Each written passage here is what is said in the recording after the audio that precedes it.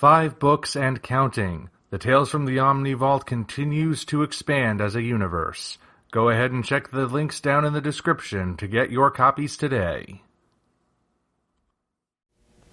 Hello ladies and gentlemen, I'm the Omni Viewer, and I'm doing another Author's Take On video because my Godzilla Day video accidentally brought something up that I've actually wanted to get to for a while now, and seeing how some people were responding to this particular element in the comments, I figured why not piggyback off of it and get to this thing that I was going to be saying for a while now anyway.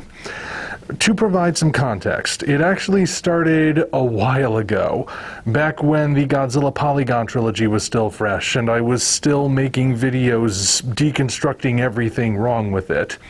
At a certain point, I ended a particular video by saying that if we accept things like Mecha Godzilla City as a legitimate form of Mecha Godzilla, that could actually wind up doing harm to the overall Godzilla franchise.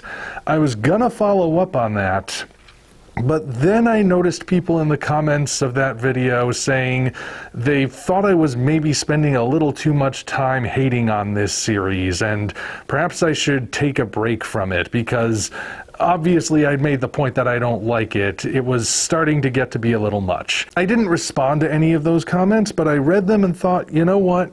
They're right. I probably made my point by now. I'll get to that other point one day, but I do need to step back from hating on this thing and get back to making some more constructive content as opposed to deconstructive content. And the point just wound up getting away from me for a while. Every now and then I would still see comments on that video pop up in my notifications saying, when are you going to follow up on this? So I've been meaning to, believe me. And I had no set plan for when until yesterday. Well, not yesterday. Godzilla Day. This video is going up when it goes up, so time has passed. But one of the things I was discussing in that particular video was the Godzilla vs. Megalon short, which was mostly animated but contained some live action. And one of the things I said was that even though overall I liked the short, I did note that they significantly changed Megalon's personality, removing something that I felt was quite intrinsic to what makes Megalon distinct from other monsters. The fact that he's an idiot.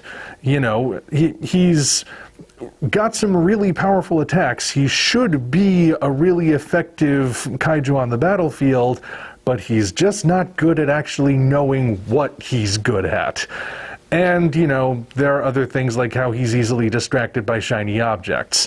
Point is, Megalon's kind of a dum-dum.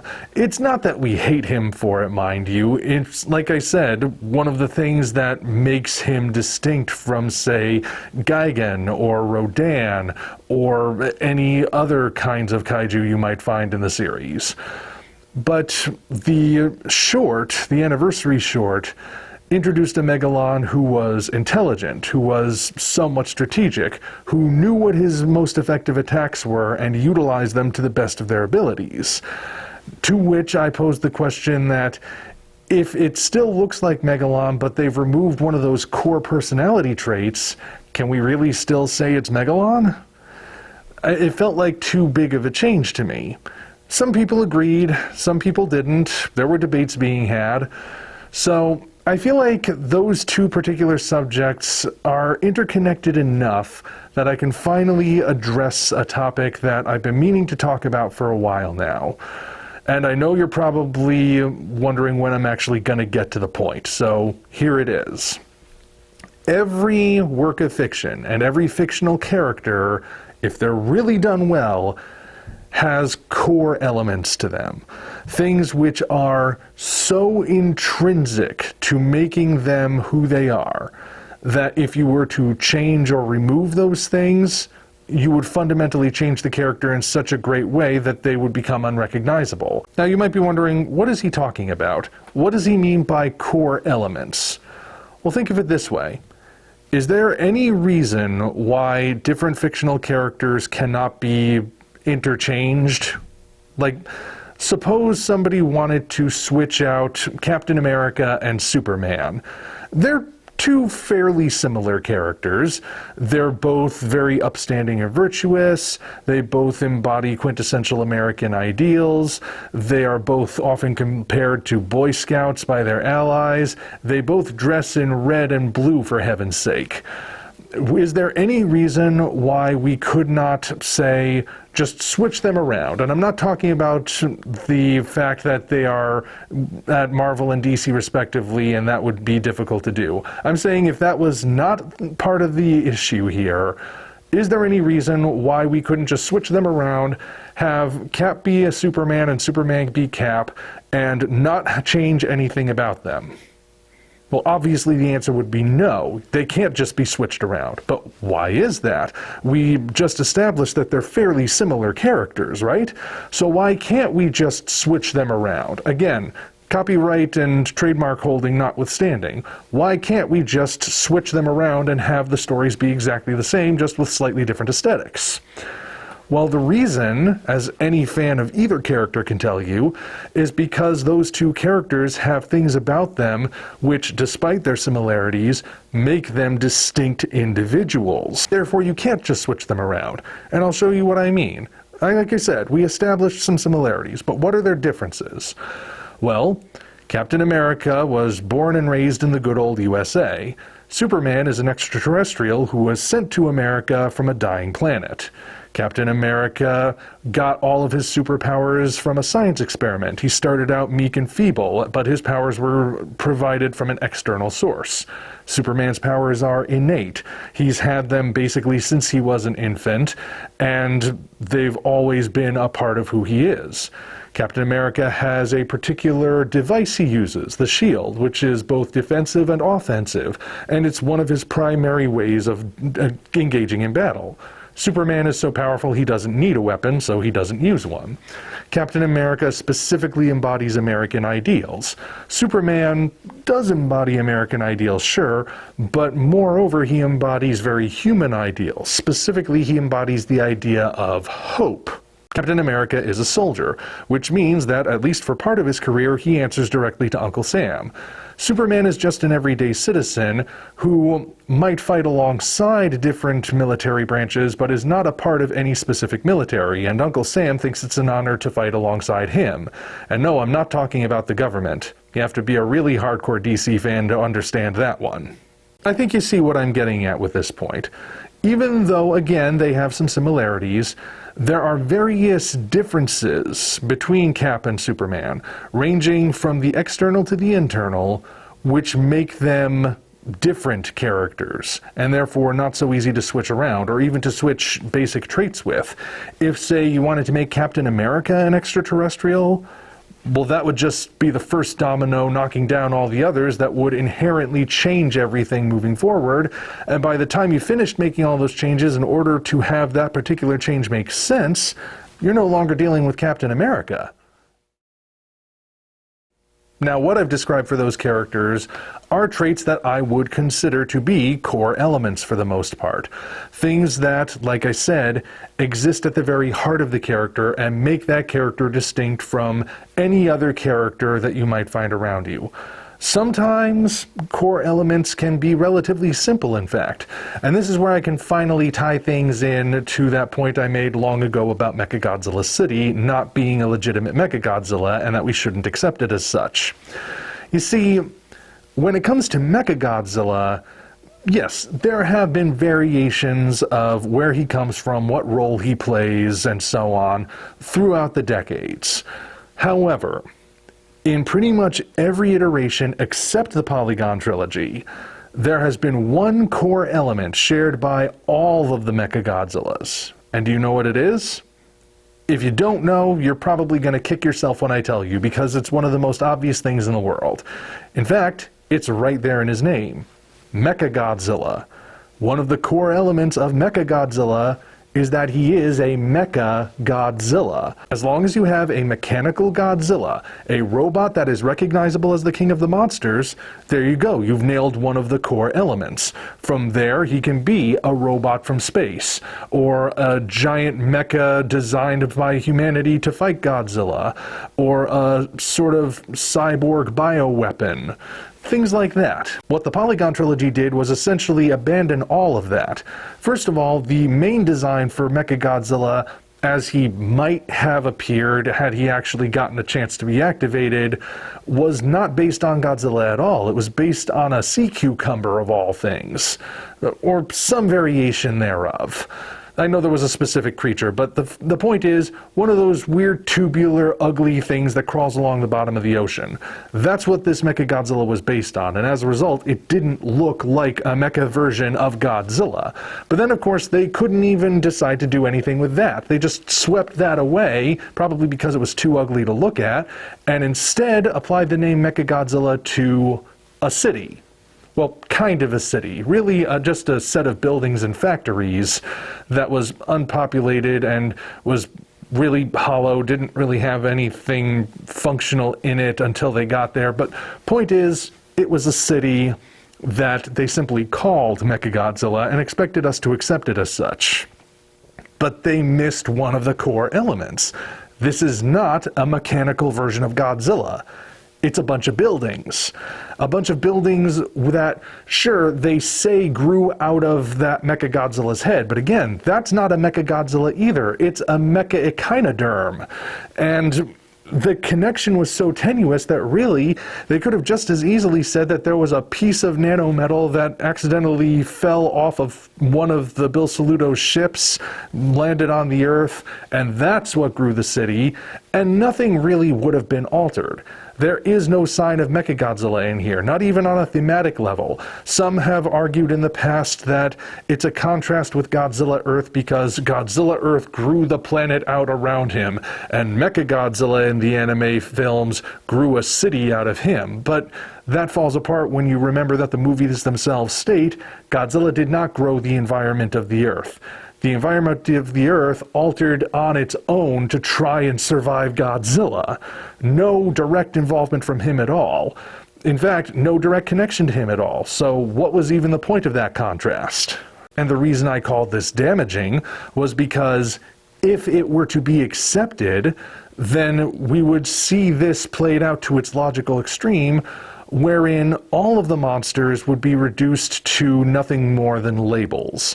Things that the name could be peeled off of one and slapped on the other. And lo and behold, we saw that actually carried out in Godzilla Singular Point, which I did a separate video on this before, but you may recall. We had three monsters, obscure ones sure, but beloved among the fandom. Varan, Titanosaurus, Gorosaurus. And they, despite being creatures with their own distinct designs and their own distinct personalities, as I've demonstrated in the past, were instead reduced to variations of Godzilla. They were just proto-Godzillas, variations on the idea that was Godzilla until we get to the actual Godzilla, or Godzilla Ultima as he's called. Which quite frankly I found to be insulting. Insulting to the people who put all of their time and effort into making those monsters, from the concept artists to the special effects guys to the suit actors, and it was insulting to the fans of those characters who wanted to see them come back for so long, like me, and yet when we finally did see them come back, they weren't even themselves. They were just sort of Godzilla tadpoles, if you will. Now, of course, Godzilla Singular Point isn't the only place we've seen that sort of thing happen. The practice of the in-name only adaptation has been around for a very, very long time. And more often than not, it does not get any good results, because it winds up altering things in ways that are just not good. Now, on rare occasions, you might have a drastic change happen that is not what was originally intended, but which works so well that it actually makes things click. Blade is actually a good example. I know I'm referencing comic books a lot here, but I mean, they are kind of popular these days if you didn't notice. Blade, prior to the 1998 movie, was not a Dhampir. That's half vampire for those of you who don't follow folklore. Blade originally, in the Tomb of Dracula comics, was basically just sort of a 70s black guy. a la Shaft, if you will, who instead of being a cop, he was a vampire hunter. There wasn't really anything that interesting about him beyond the fact that he was a jive-talking black guy in the 70s. But then along came the 1998 movie, and the decision was made to make him half vampire, which was not part of the comics at that point. And yet, it worked so well that it suddenly made things click. People went, oh hey, this is how we make Blade interesting. And from that point on, Blade has actually been a fan favorite character. He still hasn't had that much of a presence in the comics, mind you, but those original movies are still considered favorites by people to this very day. And people have wanted to see the character come back.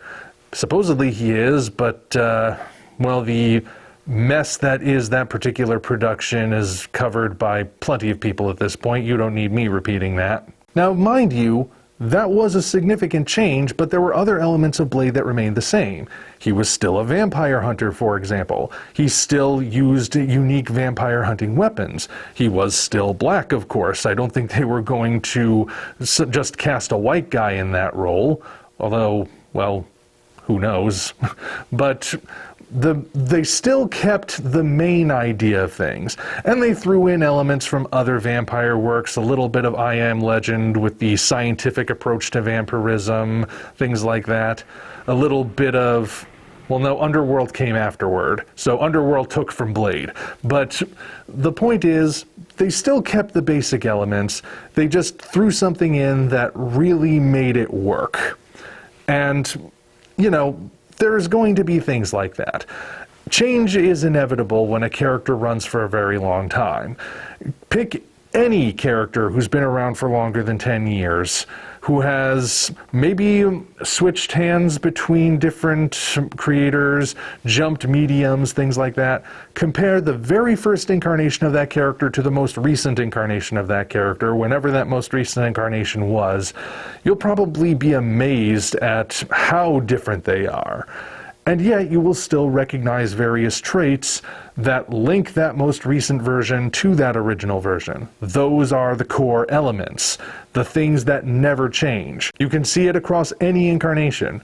Batman is always rich, whether he's the original Shadow-inspired pulp hero, the goofy 60s version, the gothic Tim Burton version, or the ultra-violent Zack Snyder version. Gamera has a soft spot for protecting children and will always go out of his way to keep them safe when they're in danger. That's especially prominent in the Showa series, even worked its way into the Heisei series, which was aimed at a slightly older audience. Daffy Duck started out as a screwball, gradually became sort of a hyper-competitive egotist. Now he's back to being a screwball, but whatever the case, he's pretty much always the instigator of conflict. He is the troublemaker, whether he's doing it just to be silly or because he wants to boost his own ego. But there have been attempts throughout the years to essentially try and make a buck based on the name of the character without doing anything related to the character, and that's where you get in name only. Because you've taken the name, you want to profit by drawing people in who want to see things associated with that name, but the actual content behind it is nothing recognizable. And very rarely does that ever work. In fact, if it ever does work, generally it just drives people back to the original stuff as they reject this new stuff. You remember what happened with Deadpool and X-Men Origins Wolverine? If you do remember, first of all, I'm sorry for you, but you may also recall that went over so poorly that it actually drove people to search out the original comics. As a result, Deadpool's popularity skyrocketed, sure, but it was sort of as an antidote almost to what was done to him in that first movie. What we saw happen with stuff like the Godzilla Polygon trilogy, though, that was an example of this in-name only idea taken to its most logical extreme, and that's why I said it would be harmful to the Godzilla series. The practice itself would be harmful to any series it's applied to. If all you're doing is peeling off the name from the thing it's originally on and slapping it on another, again, you're disrespecting all the work that went into making that original character, but you're also essentially just saying that this thing that people love is nothing more than a word. What does that word mean? Well, it means whatever we want it to mean. If we slap it on a watering can, then that thing is a watering can now. If we slap it on a squirrel, then that thing is a squirrel now. Essentially, the word is reduced to having no meaning at all, which means if you're a fan of it, you're a fan of nothing. Unless, of course, you believe that name should only be applied to the original thing it was meant to be for in the first place. Now, I'm sure some of you will hear that and think, wait a minute, Omni, you're exaggerating. There's no possible way that things would get that extreme. Oh, really?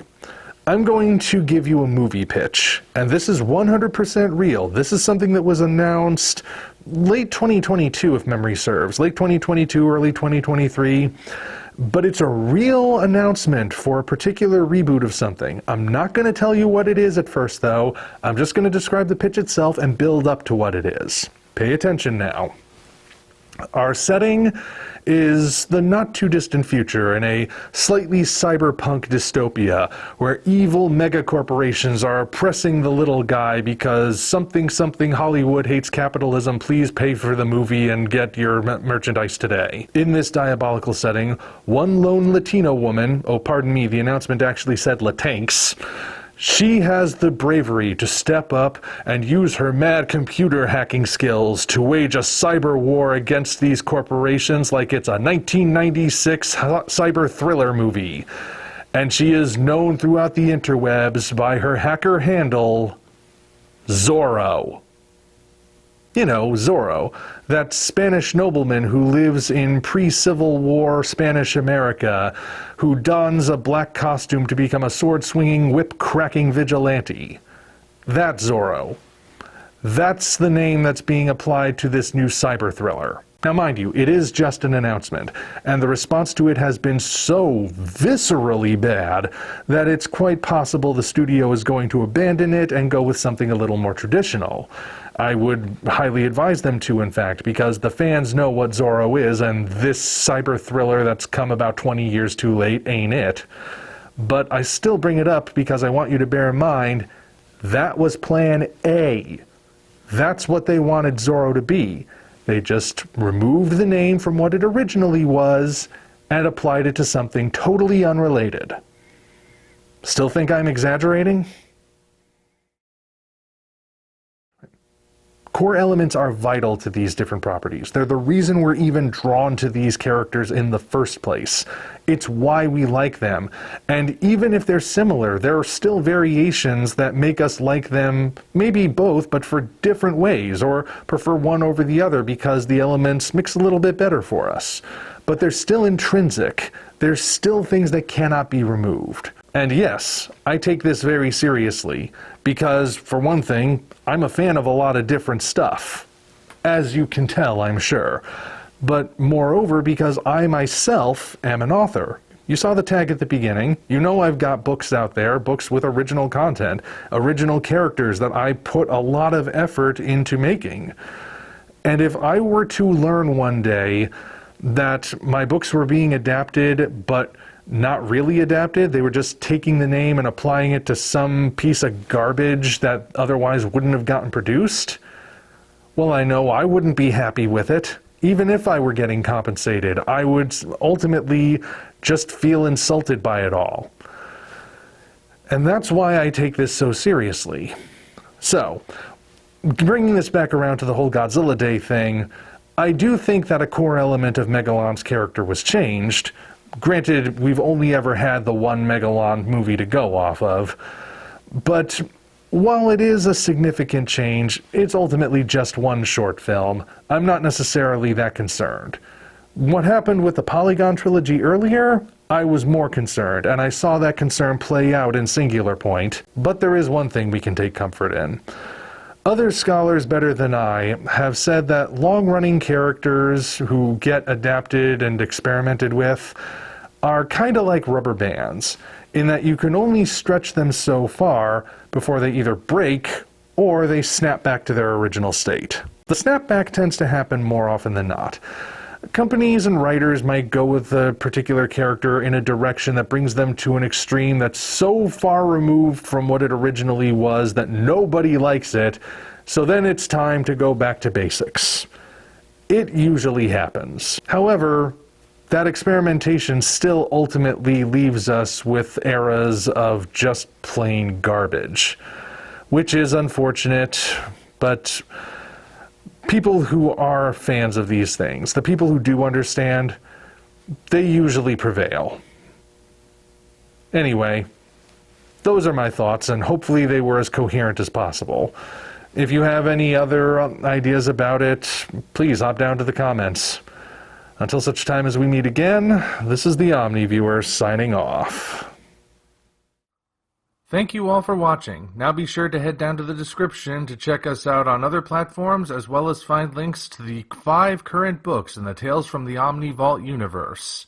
Again, thank you all, and we'll see you next time.